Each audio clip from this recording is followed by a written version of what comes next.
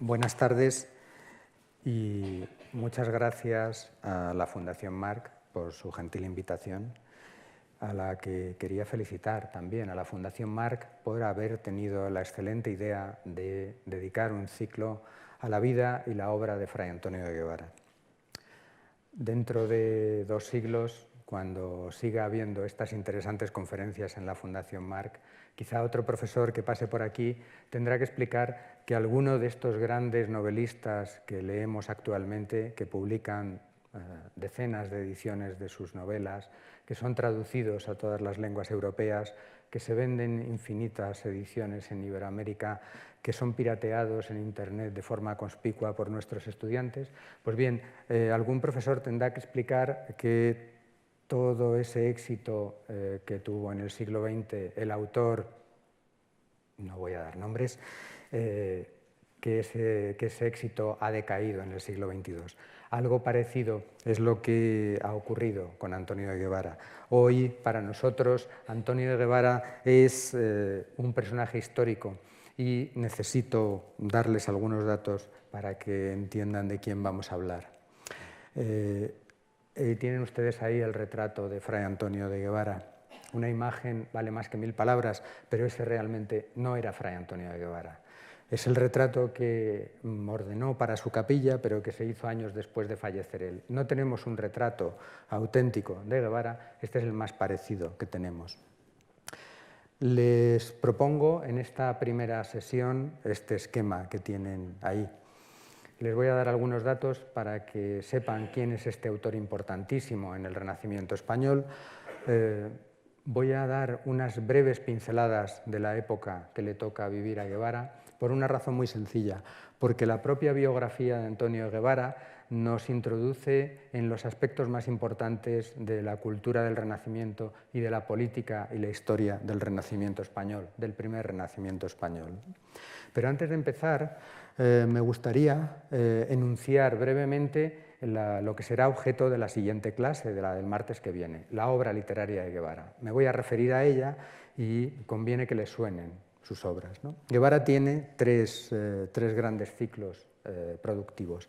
El primero, el ciclo de los emperadores romanos, que había empezado a escribirlo antes, pero que empieza a publicarse en 1528 y que consta de 3 obras. El libro áureo de Marco Aurelio, al que me referiré en ocasiones como Marco Aurelio, de forma abreviada, el reloj de príncipes y la década de Césares. Son vidas de emperadores romanos. El segundo grupo de obras lo integra el ciclo cortesano, que recoge el aviso de privados y doctrina de cortesanos, la obra más conocida en la modernidad de Guevara, el menosprecio de corte y alabanza de aldea, el arte de marear y las famosísimas epístolas familiares que se publican en 2 partes.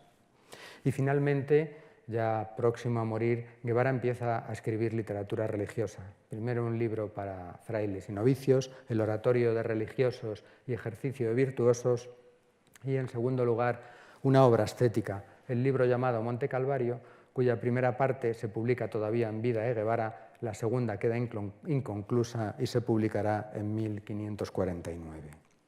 Bien, volvemos pues a nuestro esquema de la clase de hoy, que voy a dejar ahí para que en todo momento sepan en dónde estamos. Algunos datos para saber desde el mundo actual quién era Antonio Guevara. A buen seguro, todos ustedes han tenido a Guevara en las manos en algún momento al leer El Quijote, porque Cervantes es uno de los responsables de la fama mundial de Guevara en la modernidad, ¿no? Ya lo veremos en la próxima clase, pero en el prólogo del Quijote Cervantes decía: si necesitáis mujeres rameras, ahí tenéis al obispo de Guevara, más ladrón que Caco, quien os dará un centenar de ellas, ¿no? Bien, Lope de Vega, de esto hablaré, se lo digo para que vuelvan la semana que viene, de las cartas de Guevara a las prostitutas romanas. Lope de Vega, que también habló de Guevara, se dio cuenta, como Cervantes, al fin y al cabo los dos eran excelentes zahoríes literarios, se dieron cuenta un siglo después de la valía literaria de Guevara, ¿no? Por eso lo citaban. Pero si quieren un observador imparcial, que no estuviese pendiente solo del éxito literario, pues piensen en Isaac Casaubon, que decía que Guevara fue un autor más leído que la Biblia en el Renacimiento español. Alfonso García de Matamoros decía que Guevara era llevado en palmitas por los cortesanos en la corte de Carlos V, ¿no? El propio Montaigne, que en el capítulo 48 del primer libro de sus ensayos criticaba las cartas familiares de Guevara, se tradujeron al francés con el nombre de Épîtres dorées, cartas doradas, y Montaigne decía, para mí no eran cartas doradas, ese nombre está mal puesto, pero luego en una nota marginal que se ha conservado en la biblioteca de Montaigne, Montaigne dice, este libro me ha hecho pasar muy buenos ratos y se lo tengo que agradecer, ¿no? Bien, pero si no confían en el gusto literario de Cervantes, de Lope, de Isaac Casaubon o de Montaigne, vayamos al mero dato cuantitativo.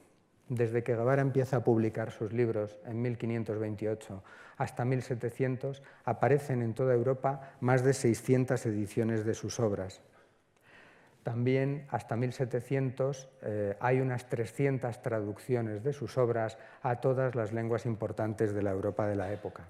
Por supuesto, al francés, al inglés, al italiano, al alemán, pero también a otras lenguas que quedan más lejos, como por ejemplo el neerlandés o el armenio.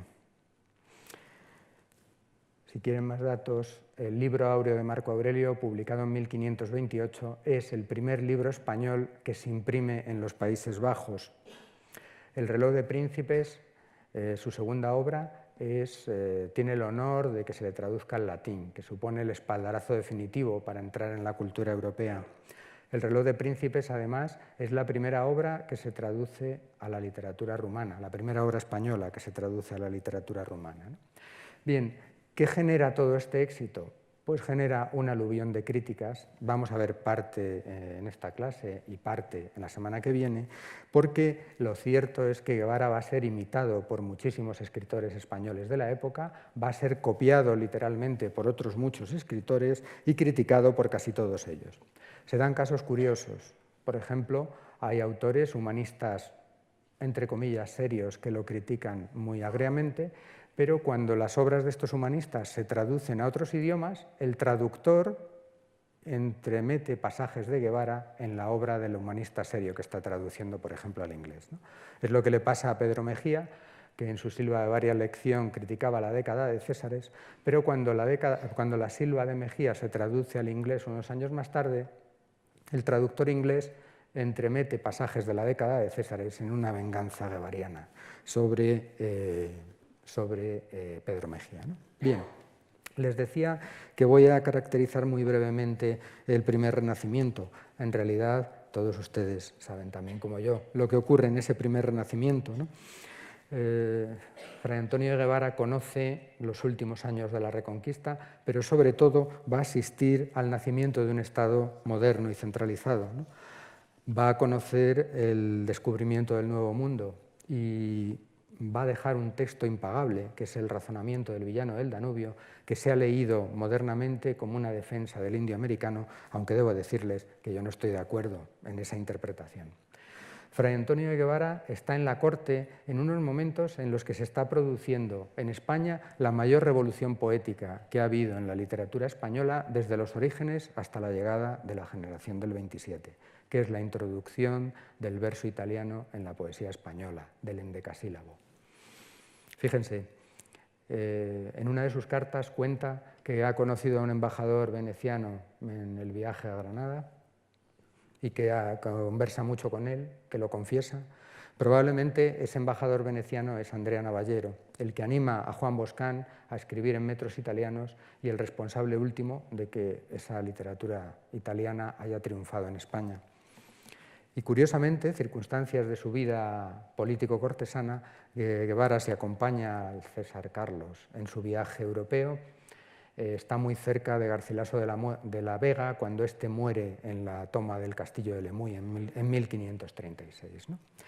Pero en la corte, además, está surgiendo el humanismo. El humanismo es un fenómeno paneuropeo del que tendríamos que hablar durante horas y me voy a detener en él en breve, así que yo creo que es conveniente que empiece a hablarles realmente de la vida de Guevara y al hilo de la vida de Guevara ir contando qué es lo que ocurre también en la España del momento. Bien, no podemos empezar a hablar de Fray Antonio sin hablar de su linaje. Guevara siempre presumió de la familia a la que pertenecía. En la carta a uno de los nobles más relevantes de la época, el condestable de Castilla, don Íñigo Fernández de Velasco, Guevara escribe: «Primero hubo condes en Guevara que no reyes en Castilla». Se acogía así a la vieja idea medieval de que los Guevara descendían en línea recta de los reyes de Bretaña. Como quiera que sea, va a ser a partir del siglo XIV cuando la familia Guevara comienza a vincularse claramente con el reino de Castilla, y habrá que esperar a fines del siglo XV para que este clan, como se le ha llamado, ocupe un lugar importante en el ámbito castellano, como certifica el hecho de que los reyes católicos conceden el título de conde al señorío de Oñate. El primer personaje importante de esta familia Guevara que nos encontramos es don Beltrán de Guevara, que vive durante los reinados de Enrique III y Juan II de Castilla. Es este rey, Juan II de Castilla, el que le concede el título de conde de Taalú. Y este conde de Taalú, y señor a la vez de Escalante, se casa en segundas nupcias con Leonor Vaca, con quien tiene varios hijos. Cuando digo varios, estoy pensando en 15, 7 hijos legítimos y 8 bastardos. Esta va a ser una característica común de la familia Guevara a partir de ahora. Van a tener muchos hijos naturales y legítimos, y esto va a dividir los patrimonios y va a hacer que una familia importante vaya perdiendo parte de la pujanza económica que tuvo, ¿no? En cualquier caso, la mayor parte del mayorazgo de los Guevara se encuentra en la zona que hoy podríamos hacer corresponder, grosso modo, con la comunidad autónoma de Cantabria. La rama de Escalante de la familia Guevara se vincula desde bien pronto con la Casa de Habsburgo y va a obtener cargos y beneficios variados y va a desarrollar un papel importante a finales del siglo XV y a comienzos del siglo XVI. En esos momentos, la rama Guevara agrupa unos 20 mayorazgos, pero, como les decía antes, no dispone de excesiva liquidez, probablemente por el abultado número de hijos. Lo bueno es que tener tantos hijos también permite ocupar muchos puestos en la administración, ¿no? Por eso, a lo largo del siglo XV, la familia se ha ido implantando no solo en el Reino de Castilla, sino que también va copando posiciones en Italia, y cuando se descubra América, a partir del siglo XVI, van a obtener importantes puestos en las tierras americanas. Las ramas más importantes van a trabajar, como digo, para las casas reales y van a tener siempre una posición importante. En una de sus cartas familiares, en la citada anteriormente al condestable de Castilla, Fray Antonio dice ser hijo de don Beltrán de Guevara. Así se había aceptado hasta comienzos del siglo XX, en que la nueva documentación que aportan los historiadores nos hace cambiar de opinión. Sabemos por un documento que don Fray Antonio de Guevara no era hijo de don Beltrán de Guevara, sino de don Juan Beltrán de Guevara. Es decir, era hijo de un hijo bastardo. A partir de ahí se han disparado todas las interpretaciones sobre Guevara, ¿no? El hecho de que Guevara haya ocultado sistemáticamente ese carácter ilegítimo ha motivado una serie de interpretaciones de su obra literaria. Es decir, Guevara habría buscado, a través de los cargos que obtiene y a través de su posición literaria, borrar ese origen ilegítimo, ¿no? No todo el mundo está de acuerdo en ello, pero lo que sí es cierto es que Guevara insiste machaconamente en quién es su padre, aunque no sea su padre, y sin embargo no encontramos ni una sola mención a su madre en toda su obra, a doña Ana o doña Inés de Ureña, ¿no? Hay otro problema que afecta también a Guevara por la vía paterna, que es la posibilidad de que hubiese tenido antepasados conversos, ¿no? No hay datos concluyentes, pero parece que la abuela paterna de Fray Antonio pudo ser converso. Claro, la insistencia en el asunto de los judíos, de los conversos en la obra de Guevara, se ha interpretado en ocasiones también como una preocupación, ¿no?, en ese sentido. Fíjense, Guevara va a actuar como inquisidor, lo vamos a ver en breve. Cuando acompañe al emperador por el viaje a Italia, va a disputar con los judíos en Nápoles y en Roma.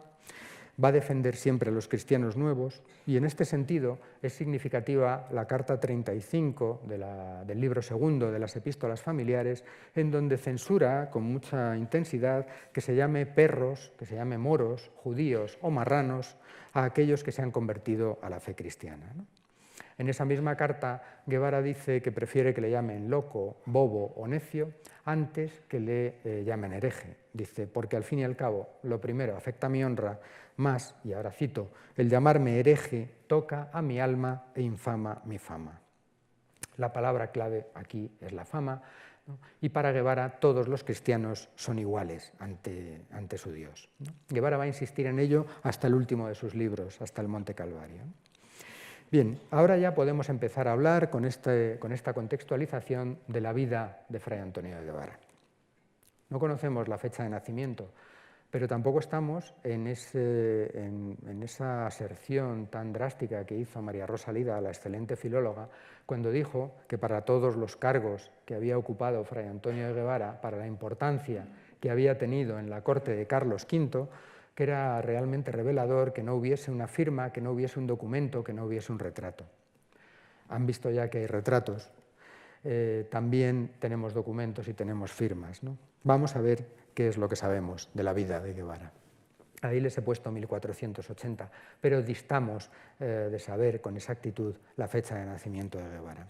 Se han propuesto varias fechas que oscilan entre 1475 y 1482. ¿Por qué se han propuesto esas fechas? Porque tenemos que jugar con las propias declaraciones de Guevara para adivinar su fecha de nacimiento, al carecer de una partida de bautismo. Si hacemos caso a lo que dice en distintos lugares de sus cartas y jugamos con la fecha que lleva esa carta, pues habría que pensar en 1474, en 1481, en 1482. Dos problemas. Uno, conviene aprenderlo ya, las cartas de las epístolas guevarianas pocas veces coinciden con la realidad, y dos, y esto era común a muchos personajes de la época, había muchas personas que ignoraban exactamente la fecha de su nacimiento, ¿no? Bien, la posición más prudente me parece la de Agustín Redondó, el mejor biógrafo de Guevara, que sitúa en torno a 1480 el nacimiento de Fray Antonio, en torno a probablemente al 13 de junio. ¿Por qué? Porque el 13 de junio es el día de San Antonio de Padua y hasta que nace Guevara, nuestro Guevara, no hay Antonios en las ramas de los Guevara. Probablemente se le impuso el nombre por nacer el 13 de junio y a partir de ese momento el nombre ya tiene tradición, ¿no? Lo que sí sabemos con seguridad es dónde nace. Nace en el municipio cántabro de Treceño, en el municipio de La Valdáliga, en la actual Cantabria. Allí debió pasar su infancia. Cuando diga allí debió pasar o utilice el condicional, allí pasaría, es que nos estamos moviendo en las hipótesis. Cuando esté seguro de lo que digo, utilizaré tiempos directos. Como digo, allí debió pasar su infancia. El profesor Redondo supuso que allí estudió las primeras letras con el cura del lugar. Lo único que sabemos a ciencia cierta es lo que cuenta Guevara en el prólogo del Menosprecio de Corte. Dice lo siguiente: a mí, serenísimo príncipe, me trajo don Beltrán de Guevara, mi padre, de 12 años, a la corte de los reyes católicos, vuestros abuelos y mis señores, a donde me crié y viví algunos tiempos. Esto tuvo que ocurrir en torno a 1492, por varias razones. En ese año se cierra la Reconquista, con lo que hay un periodo de paz y estabilidad política que permite a los nobles acercarse a la corte. Por otra parte, el descubrimiento de Colón anunciaba a los nobles que la monarquía iba a necesitar nuevos cargos para desempeñar funciones en el Nuevo Mundo, y finalmente era un rumor por toda España que la reina necesitaba gente para rellenar puestos en su casa, ¿no? Por eso varios miembros de la familia Guevara se dirigen a la corte y van a encontrar allí acomodo. Don Íñigo de Guevara era miembro del Consejo Real. Nicolás de Guevara, que también era otro bastardo de la rama Guevara, era mayordomo de la reina Isabel. Diego de Guevara era embajador en Inglaterra. Don Ladrón de Guevara era maestresala de la reina Isabel y otro ladrón de Guevara llega a comienzos de 1492 a la corte de los reyes católicos como embajador del rey de romanos, Maximiliano I. La labor de este embajador es fundamental porque va a poner en contacto a Maximiliano I con los reyes católicos y unos y el otro van a ver con muy buenos ojos una alianza que va a fructificar en breve. Por lo tanto, Guevara pasa en la corte los primeros momentos aprendiendo modales, probablemente protegido por alguno de sus familiares, casi con seguridad por su tío don Ladrón de Guevara. Pero nunca fue, como se ha dicho a veces, compañero del príncipe don Juan. Esto forma parte también de la leyenda de Guevara. No forma parte porque a un autor que le gusta tanto presumir de con quién alterna, no cita ni una sola vez al príncipe don Juan más que para decir que se ha muerto. Y por otra parte, no aparece entre los compañeros del príncipe don Juan en el libro de cámara de 1548, ¿no? ¿Qué es la corte en aquellos momentos? ¿Qué se va a encontrar allí un Guevara, un joven de 12, 13 años que llega a la corte? Pues va a encontrar un cenáculo cultural en el que los reyes católicos ejercen, si me permiten el anacronismo, como polo de atracción de talento, como dicen ahora nuestros empresarios, ¿no? Fíjense, por allí están Pedro Mártir de Anglería, Lucio Marineo Sículo, Antonio de Nebrija, Beatriz Galindo. Todos ellos van a introducir el humanismo en la corte. Pero es que el alto clero, que también está allí en la corte, simpatiza con esos estudios de humanidad. El cardenal Cisneros, el también cardenal Pedro González de Mendoza, el inquisidor general Fray Diego de Deza, Fray Hernando de Talavera, el arzobispo de Granada, don Alonso de Fonseca, el arzobispo de Santiago. Pero es que además es bien conocido el papel motor e impulsor de los reyes católicos en la llegada de la imprenta a España. Los reyes católicos van a favorecer que los impresores alemanes se establezcan en la península y en esa imprenta que llega a España en esos momentos se van a publicar en traducción romance, bien de forma directa y sobre todo a través de versiones intermedias latinas o italianas, pues la obra de Aristóteles, Platón, Séneca, Boecio, Plutarco, Tito Livio, Valerio Máximo.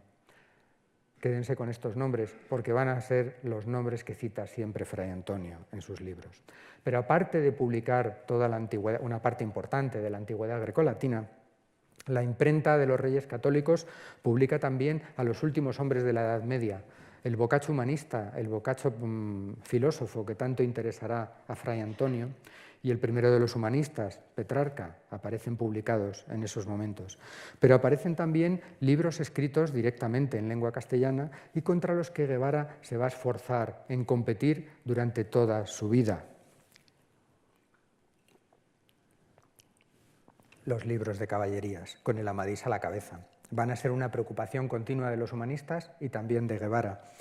La ficción sentimental, la novela de amores, La cárcel de amor, el tratado de amores de Arnalte y Lucenda. Pero especialmente todos ellos se van a fijar en el gran éxito editorial del siglo XVI, publicado en 1499, La Celestina, pero que no deja de publicarse y de venderse hasta que acaba el siglo XVI.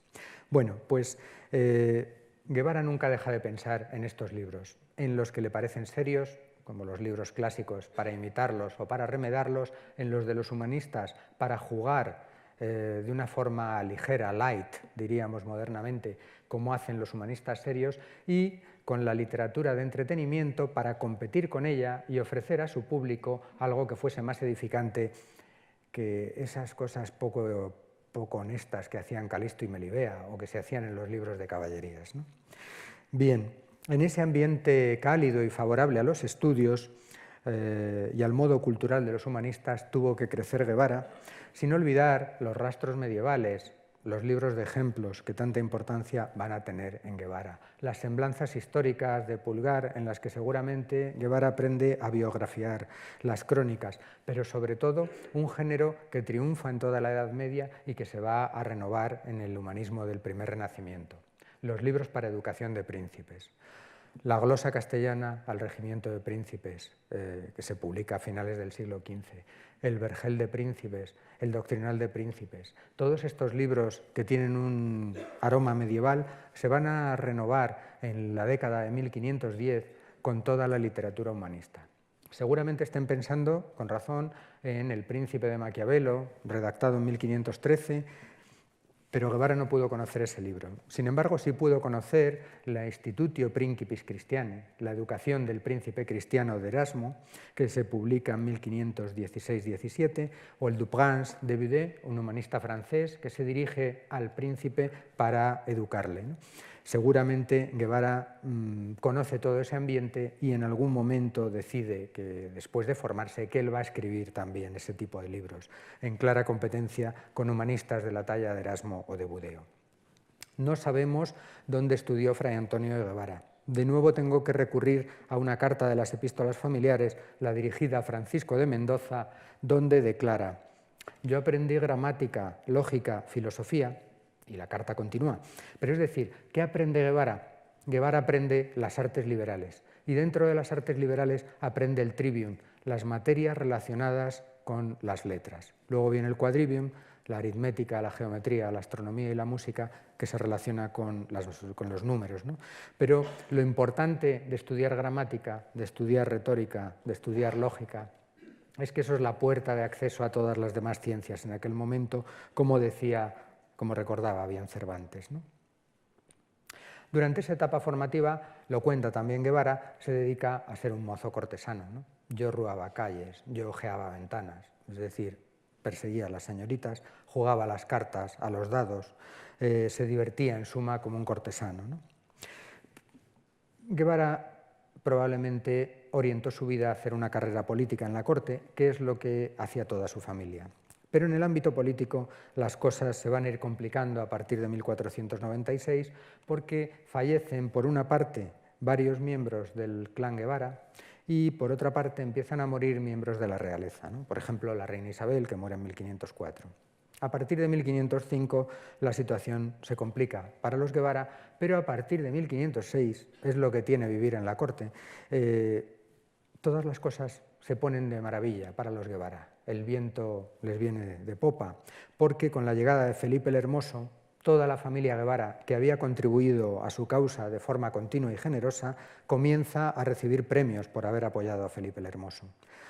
Pedro de Guevara, don Diego de Guevara, se convierten rápidamente en señores de castillos en Huete y Cartagena, pero lo que tienen los arrimos de palacio es que son inconstantes. Y como ustedes saben bien, Felipe el Hermoso muere de forma inesperada en ese año de 1506, ¿no? Claro, la muerte de Felipe el Hermoso y la vuelta al poder de Fernando supone la retirada inmediata de todos los cargos a la familia Guevara. La mayor parte tiene que marcharse de España y muchos de ellos acaban en Flandes. ¿Qué le pasa a nuestro Antonio? Pues en esa época Gonzalo Correas nos enseñó con un excelente refrán cuáles eran las salidas que tenía un hombre de aquella época. El refrán dice: quien quiere medrar, iglesia, mar o casa real. Con la muerte de Felipe el Hermoso, la casa real se había cerrado para Guevara. Por lo que sabemos de su arte de marear, le daba bastante miedo meterse en una galera.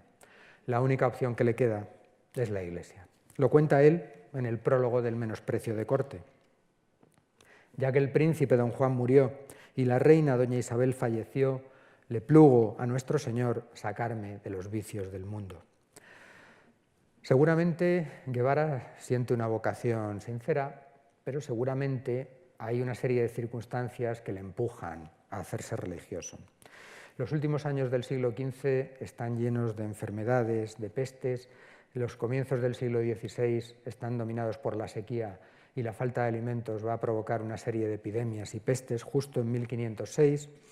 En 1504 ha habido un terremoto, en 1503 han muerto varios familiares de Guevara, en 1506 mueren distintos personajes reales.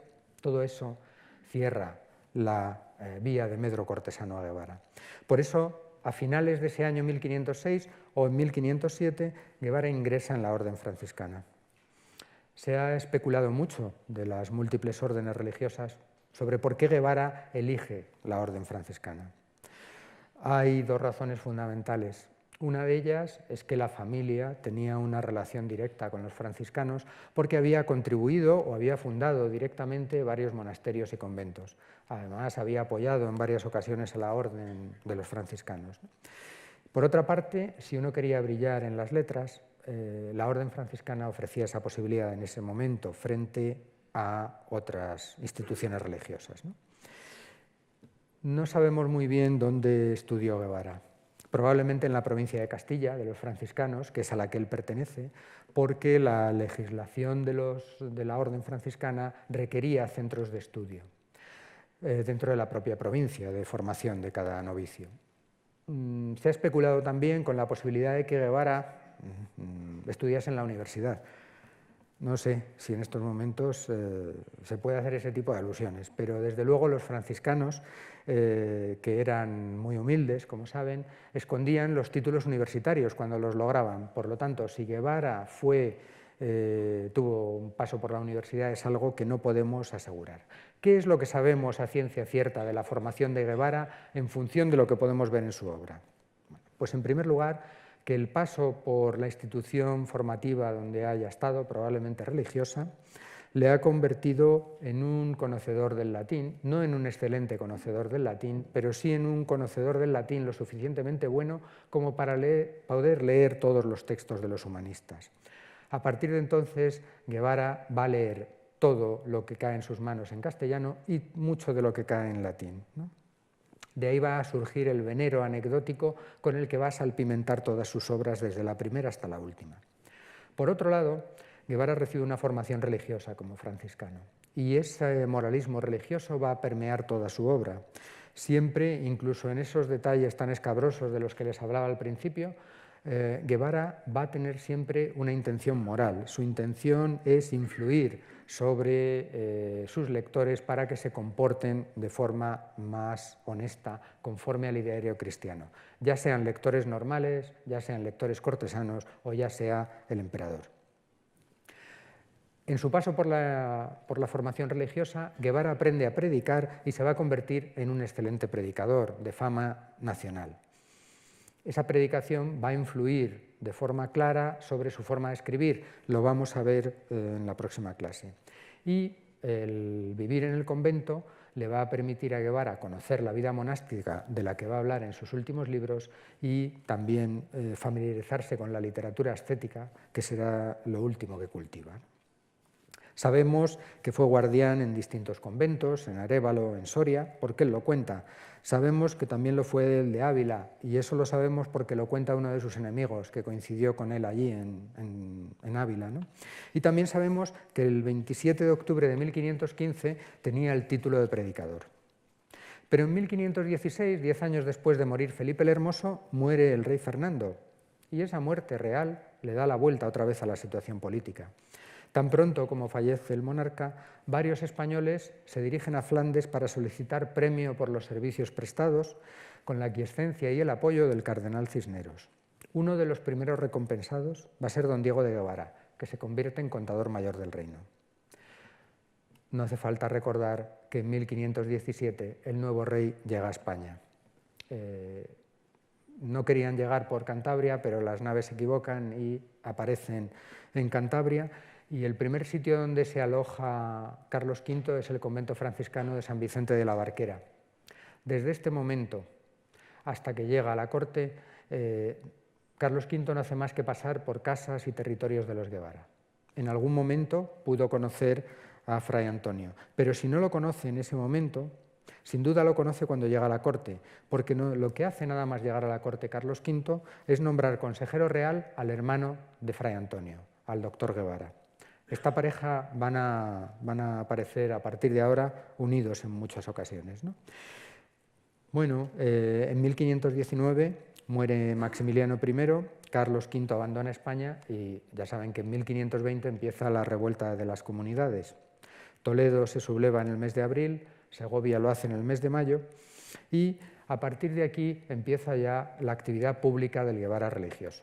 En una de sus cartas, Guevara cuenta que estuvo allí en la rebelión comunera, que había estado también en Ávila en los primeros días de agosto y que había tenido que salir huyendo porque se había negado a jurar fidelidad a los comuneros. Confiesa haber estado en el meollo de la revuelta comunera. Claro, los historiadores han dudado de la participación de Guevara en la revuelta de las comunidades, sobre todo porque Guevara, que es un escritor, construye de forma muy inteligente el relato de su participación en la rebelión de las comunidades. Por ejemplo, Guevara cuenta que está solo en los conventos que pertenecen a su provincia, pero no dice haber estado en Salamanca, Burgos o Toledo, que pertenecían a otras provincias franciscanas, ¿no? O Guevara se espera a publicar las cartas que les escribe a los comuneros al año 1539, cuando los comuneros han fallecido ya y no pueden desmentirle, ¿no? Pero lo cierto es que algo tuvo que hacer Guevara en la rebelión de los comuneros, porque en 1521 el emperador Carlos V le nombra predicador real. Cuando vuelve a España en 1522, Carlos V no hace sino confirmar ese cargo de predicador. ¿Y por qué le nombra predicador? Bueno, pues según Guevara lo saca del monasterio y se lo lleva para allá, por la fama que tiene, ¿no? Bien, sabemos que Guevara tenía una gran fama como predicador. Lo dicen no solo sus propios cofrades franciscanos, sino que lo dicen también sus enemigos, como Pedro de Rúa, lo dicen quienes escriben la historia de la predicación, como el Alonso Fernández de Madrid en su Silva Palentina. Es decir, tenemos una serie de datos que nos hablan de la facilidad de Guevara para predicar y probablemente es esa llamada de Carlos V la que introduce otra vez en la corte a Guevara, ¿no? A partir de ahí, Guevara inicia lo que se ha llamado su carrera oficial, en paralelo con su carrera religiosa. Una vez metido en el juego, Guevara va a hacer todo lo posible para pertenecer al estamento que manda en la España del momento. El cargo de predicador, en ese sentido, le venía como anillo al dedo. ¿Por qué? Por un lado, porque estaba muy cercano al poder. Los predicadores reales, por lo general, constituían la cantera de donde el emperador, que tenía potestad de sugerir quién rellenaba las vacantes de los obispados, pues era la cantera de obispados para el emperador. Y por otro lado, el predicador del rey podía influir directamente sobre el rey, porque en la homilía pues, se dirigía directamente al público, entre los que estaban siempre los reyes, ¿no? La máxima aspiración de Guevara a partir de estos momentos va a ser convertirse en consejero del emperador. Para decirlo con sus propias imágenes, Guevara quiere ser para Carlos V lo que había sido Aristóteles para Alejandro Magno o lo que había sido Plutarco para el emperador Trajano. Los años 1523-1524 nos presentan a un Guevara dedicado a sus tareas religiosas y el año 1524 es importante porque Guevara, si hemos de creerle, da la campanada. De esto hablaré la semana que viene. En ese momento el emperador se pone enfermo y Guevara le ofrece el manuscrito de su primer libro. Esto da lugar a una historia detectivesca, a un capítulo de serie de televisión que contaré la semana que viene. Hay otro elemento importante. Estamos ya en el año 1521, ha empezado la carrera cortesana, les he hablado del predicador real, pero Guevara va a desarrollar una tarea importante como comisario de la Inquisición. Si hablábamos antes de las comunidades, al calor de la revuelta de las comunidades, se produce en Valencia en 1521 la otra revuelta, la de las Germanías. Como saben, parte de las ciudades y se extiende bien pronto. Y a partir de 1524 la Inquisición va a tomar cartas en el asunto, en Valencia y en Granada. ¿A quién se comisiona para ir a estudiar la cuestión a Valencia? Pues a los dos hermanos Guevara, entre otros, al doctor Guevara y a Fray Antonio Guevara. Participan en la comisión en Madrid y a finales de mayo Fray Antonio está ya en Valencia, donde va a dejar amigos. En junio y julio recorre las actuales provincias de Valencia y Alicante y el 5 de julio de 1525 Guevara escribe al inquisidor general y le dice que ha convertido a 1.300 moriscos ya. Si aceptamos lo que cuenta en sus cartas, en esos momentos Guevara no solo hace esta labor de tipo religioso, sino que también hace de embajador político. Cuando el rey Francisco I, en 1525, llega al Grao de Valencia capturado, una comitiva le acompaña desde Valencia hasta Requena. En esa comitiva está Guevara, que al terminar de acompañar al rey francés le pide permiso al emperador para volver a la corte. Pero el emperador le dice que no, que queda mucho trabajo por hacer en el Reino de Valencia. Guevara se vuelve al Reino de Valencia, predica en la Catedral de Valencia, intenta convertir a los moriscos valencianos, pero bien pronto les llegan noticias de que en lo que actualmente es la provincia de Castellón, en el territorio del duque de Segorbe, en las bellísimas sierras castellonenses de Eslida y Espadán, los moriscos se están haciendo fuertes, ¿no? Por eso Guevara empieza con una buena intención evangélica, pero al final tiene que subirse en un caballo y participar en una revuelta contra los moriscos en la que sale herido en la cabeza, según contará él mismo en sus epístolas familiares, ¿no? Al final se logra sofocar la rebelión y Guevara es recompensado por Carlos V, ¿no? Bien, Guevara vuelve a la corte y espera quedarse en la corte, pero Carlos V no está de acuerdo. Hay otro foco de moriscos en Granada que tiene un origen distinto, pero que también está dando problemas a un Carlos V que quiere convertirse en el emperador de la cristiandad, y comisiona nuevamente a Fray Antonio de Guevara para ir a Granada a convertir a estos moriscos. Por eso, a finales de julio de 1526 lo encontramos en Granada. En esos 2 meses, Guevara recorre lo que llamaríamos hoy la Vega de Granada, ¿no? Río Verde, Almuñécar, Salobreña, Motril, Vélez, Lanjarón, Las Alpujarras, ¿no? Y vuelve a ejercer sus labores como comisario de la Inquisición, pero al igual que había hecho en Valencia, desarrolla labores políticas, coincide con el embajador Navallero, por una parte, y por otra parte hace historia literaria. Si cuando está en Valencia, camino de Castellón, se para en Sagunto y se dedica a ver, como hacían los humanistas, las ruinas romanas que hay en Sagunto, cuando pasa por Granada se informa de la leyenda del Rey Chico, que va a dejar rastro, igual que la ciudad de Sagunto, en sus epístolas familiares. Acabada la embajada granadina, Guevara se vuelve a la corte. Pero cuando espera descansar, surge otro nuevo problema y el emperador vuelve a requerir sus servicios para que le ayude. Me refiero a la conferencia de Valladolid, en donde se van a estudiar las obras de Erasmo. El problema de Erasmo es difícil de contar en el poco tiempo que nos queda. Lo que sí es importante, deben saber que desde 1500 Erasmo se convierte en el gran intelectual europeo, por una parte por sus aportaciones humanistas, como los adagia o los coloquia, los adagios o los diálogos, y por otra parte por sus obras religiosas, ¿no? La corte de Carlos V en los primeros momentos está llena de erasmistas y el inquisidor general, que también es erasmista, recuerda a las órdenes religiosas la prohibición de hablar mal en público de Erasmo. ¿Por qué hablaban mal en público de Erasmo? Porque Erasmo censura sistemáticamente la falta de observancia de los frailes.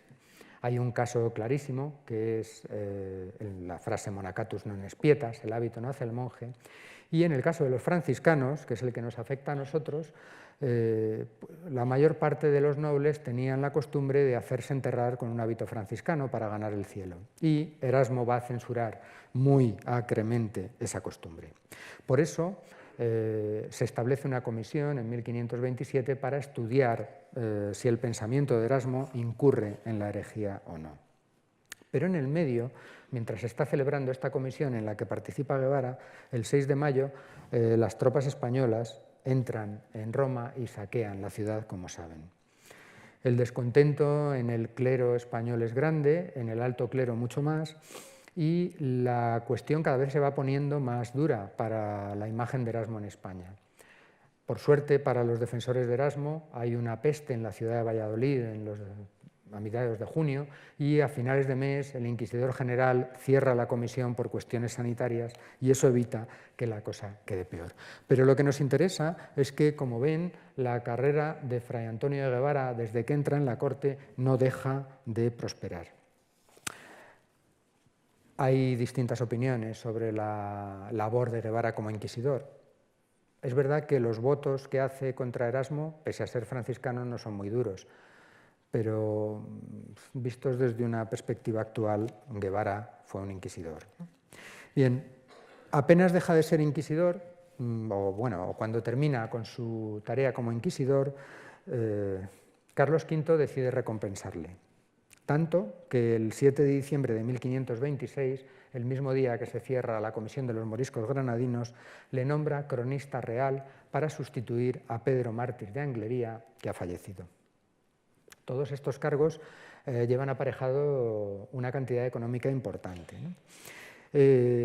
Guevara trabaja en la crónica. Otra de las leyendas que han acompañado a Guevara es que ostentó el cargo de cronista real, que cobró por ello, pero que nunca trabajó en la crónica. No fue así. Hay una serie de datos que nos indican que Guevara trabajó efectivamente como cronista. En primer lugar, apenas es nombrado, pide los papeles de Pedro Mártir de Anglería para continuar su crónica. En segundo lugar, pide permiso al emperador para interrogar a los secretarios reales y que le informen de todo lo que sucede para poder contarlo en la crónica. En tercer lugar, le pide al emperador, y lo consigue, establecer una red de corresponsales europeos en los otros territorios que dependen de la corona española para poder contar todo lo que está ocurriendo en Europa. En cuarto lugar, le pide al emperador que le compre libros de historia para poder escribir mejor sus crónicas. A partir de cierto momento se declara tremendamente ocupado en escribir la crónica, como hará en El reloj de príncipes o como hará en la década de Césares. Pero lo más importante es que cuando redacta su primer testamento, Guevara dice: he trabajado en la crónica, pero solo desde que se me nombró, en 1526 hasta 1536, hasta que vuelvo de Túnez, del viaje del emperador. Todo lo que he cobrado después de ese momento que se le devuelva al emperador, porque no he trabajado, ¿no? Según esto, Guevara habría trabajado durante una década en la crónica del reinado de Carlos V, algo que se ha negado durante mucho tiempo por la historiografía. ¿Qué ocurrió? Pues que a la muerte de Guevara, su albacea, Fray Juan de Guinea, envía las 212 hojas que había redactado Guevara, y los cronistas posteriores a Guevara lo que hacen es utilizar su material, meterlo en las crónicas, y por eso no nos ha quedado rastro, ¿no? Pero ¿para qué nos interesa que Guevara sea cronista? Pues para la clase de la próxima semana mucho. En primer lugar, porque supone su espaldarazo como humanista. Por lo general, el emperador da este tipo de cargos a humanistas de reconocido prestigio. Es un espaldarazo en la carrera de cualquier escritor ser nombrado cronista real. Lope de Vega lo intentó durante una parte de su vida y no lo consiguió. A partir de ese momento, Guevara va a utilizar también el cargo como una palanca de medro en la corte, porque va a amenazar en ciertas ocasiones tanto al emperador como a los nobles de la corte con el hecho de que él es el cronista real y que él puede contar lo que está ocurriendo, y que cuando ya no estemos aquí ninguno de nosotros, los que lean mi crónica van a ser los que van a tener la versión que yo cuente, ¿no? Bien, en 1528 Guevara se toma por fin unas vacaciones. Le pide permiso al emperador para los 2 últimos meses de 1528 y los 2 primeros de 1529 irse a Valladolid. Se va a Valladolid porque después del escándalo que había supuesto la publicación de su primer libro, el Libro Áureo de Marco Aurelio, quería controlar la impresión del segundo. Estos años en los que estamos ahora representan la gloria de Guevara en España. Lo confirman los cargos acumulados. Es predicador, comisario de la Inquisición, cronista. Ha publicado el libro de más éxito en la España del momento, que es el Marco Aurelio. Y a comienzos de 1529, el emperador apuntala su carrera religiosa nombrándole obispo de Guadix. Tradicionalmente se habla del año 1528 como el año del nombramiento, porque hay una bula papal que se refiere a ese año. Pero probablemente es un error, una errata de escritura en la bula, porque Guevara no pudo ser obispo de Guadix hasta 1529. Así lo vemos en la portada del Reloj de Príncipes, publicada en abril de ese año, donde se lee: ahora nuevamente electo en obispo de Guadix. Nuevamente no significa de nuevo, sino significa por primera vez en la lengua del momento, ¿no? Seguramente Guevara se consagra en julio de 1529, se dirige al obispado de Guadix, allí hace una vida apacible, se dedica a los asuntos episcopales, con ciertos viajes a la corte, pero a diferencia de lo que hacen otros obispos, Guevara no se excede en sus estancias en la corte. Guevara solo pasa un año seguido en la corte sin volver al obispado, porque había hecho un voto de no pasar más de un año fuera de su obispado, ¿no? Llegamos así al año 1530. Parte de la historiografía tradicional ha cifrado en este año de 1530 el comienzo de la caída de Fray Antonio Guevara. Por ejemplo, el profesor Márquez Villanueva. Pero no hay un solo dato en toda la vida de Guevara, en estos momentos, que nos permita decir eso. A partir de 1531, Guevara está en la corte, está en Ávila, en Medina del Campo. Durante esas estancias sigue actuando como predicador y como cronista, y además se relaciona con toda la flor y nata de la corte de Carlos V. Una parte importante de la alta nobleza y del alto clero aparecen en sus cartas familiares. Los médicos de la corte, los grandes funcionarios, Francisco de los Cobos, Jean Lalemant. Su círculo de amistades son el gobierno y los que están más cercanos de Carlos V, ¿no? Pero lo que más le gustaba era bendecir la mesa de la reina, acceder a la cámara del emperador para hablar con él, para explicarle qué ponía en una medalla latina, como hace en una de sus cartas que le dirige al emperador, ¿no? Por lo tanto, no se puede aceptar que a partir de 1530 la carrera de Guevara caiga en picado. A comienzos de 1535, el emperador le llama a Madrid para que lo acompañe al viaje a Túnez. Van nada más y nada menos que 8 miembros de la familia Guevara en este viaje. Guevara va como cronista, va a recoger todo lo que ocurre ahí, pero Guevara va a comprobar in situ lo que había contado inventándoselo años antes. Guevara va a recorrer Italia, va a pasar por Roma, donde le impacta toda la antigüedad grecolatina, va a ir incluso a Florencia, que es donde había dicho que había descubierto el manuscrito de Cosme de Medici que da lugar al Marco Aurelio, como veremos la semana que viene, ¿no? Bien, los epitafios, las iglesias, los monumentos romanos, todo esto le impactará cuando él ya ha cerrado el primer ciclo, el ciclo de los emperadores romanos. Guevara vuelve a Valladolid en 1536 y el 15 de noviembre el emperador vuelve a España, pero antes de volver para España manda una provisión y recompensa de nuevo a Fray Antonio de Guevara. Le retira del obispado de Guadix y le envía al obispado de Mondoñedo, en la actual provincia de Lugo. Se ha discutido mucho si este cambio en la vida de Guevara era una promoción o le perjudicaba. Desde luego era una promoción. El obispado de Guadix era un obispado de paso, un obispado para obispos primerizos a la espera de sedes más importantes. Puede ser que Guevara, con la cantidad de poder que había acumulado en la corte de Carlos V, esperase un obispado más importante. Pero lo cierto es que ir a Mondoñedo suponía un avance considerable con respecto a Guadix, ¿no?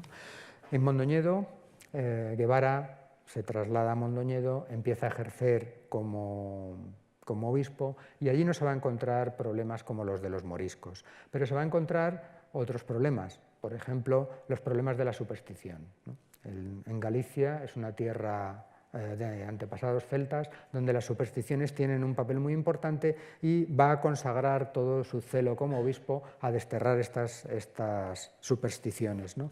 Va a luchar contra la hechicería, como había hecho ya también en su etapa de inquisidor con las brujas de Navarra, ¿no? Pero por alguna razón el destino de Mondoñedo a Guevara no le gusta tanto. A partir de estos momentos sí que podemos descubrir una cierta ansiedad, un cierto desconsuelo en Guevara. Guevara ya no le dirige sus obras a Carlos V. A partir de ahora le va a dirigir sus obras, por ejemplo, al rey de Portugal, a Juan III, a quien le va a enderezar el menosprecio de corte, o a funcionarios importantes de la corte de Carlos V, como el omnipotente Francisco de los Cobos, que es además quien le pagaba a Guevara, ¿no? Por lo tanto, a partir de este momento quizás sí que haya cierto desconsuelo en Guevara, que comienza a abandonar su diócesis y comienza a trasladarse y a vivir 6 meses en la corte, en Valladolid, 6 meses en Mondoñedo. Allí alquila una casa en Valladolid, pero esto le dispara los gastos. Por eso, a partir de cierto momento, quiere abandonar Mondoñedo y solicita una plaza de maestro que ha quedado libre en la Colegiata de Valladolid al fallecer Agustín de Alcaraz. ¿Qué ocurre? Pues que 2 de los candidatos más valiosos, Agustín de Cazalla y Fray Antonio de Guevara, se quedan fuera en la primera vuelta, porque para ocupar esa plaza, para ocupar esa canonjía, hacía falta ser maestro en teología. Agustín de Cazalla era maestro en teología, pero la comisión estima que su título no es valioso porque lo ha conseguido en una universidad de segundas y lo acababa de conseguir muy recientemente. Fray Antonio de Guevara ni siquiera puede acreditar que tenga el título de maestro, por lo que queda fuera, ¿no?